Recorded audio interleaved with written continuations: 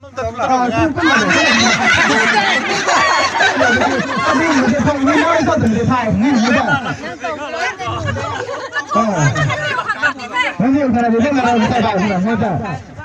second tao đàn thảo thôi đàn thảo thôi đấy.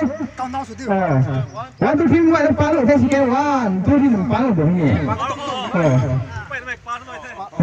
Nè. Thôi đừng second ball. Đúng không?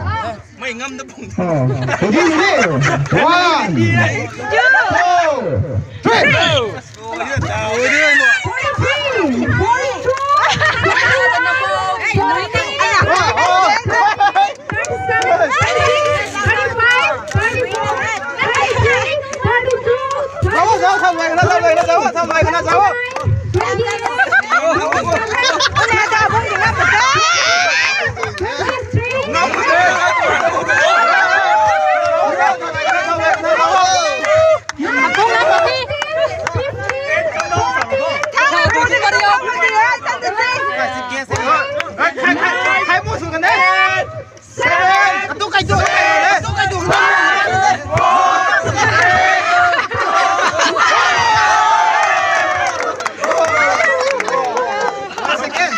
First one thế nhỉ?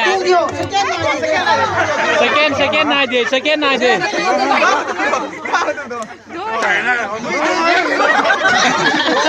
Tengah mở. Cái thà tôi xuống bên đây nhỉ? Đấy là em tengah mở cái. Cái ta đi mà itu. Cái tay tôi xì. Dengan lain nak ni. Ngắm bên nào này kia.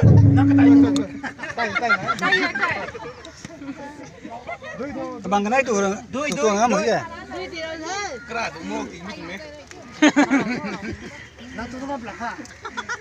Thả cho lúa cái anh tuh. Kan đúc lo sai đi lo khai bang cái kan thế. Sai. Sumber sa din chơi mà. Tôi thế. Naga mày tôi thế. Sì, abu. Tao trong competition betul. Ini tuh chip gas dengan lo kan teh. Ngủ thế.